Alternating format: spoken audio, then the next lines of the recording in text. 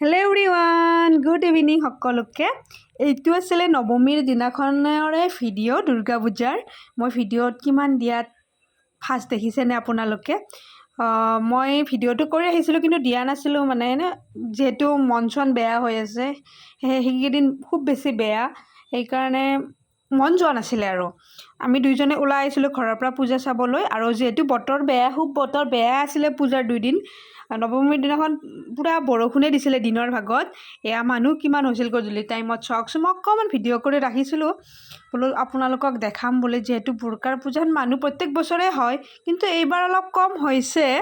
তথাপিতো নোহোৱাও নহয় এনেকুৱা আৰু যেহেতু আমাৰ মৰমৰ জুবিন দা আমাৰ মাজৰ পৰা নোহোৱা হৈ গৈছে কম দুখৰ কথা হয়নে নহয় কওকচোন এয়া চাওকচোন কিমানখিনি হৈছে জুবিন দাই ন্যায় পোৱাটো আমি সকলোৱে বিচাৰোঁ ন্যায় পাওক তেওঁ ইমান সোনকালে যাব বুলি ভবা নাছিলোঁ এয়া আছিলে আমাৰ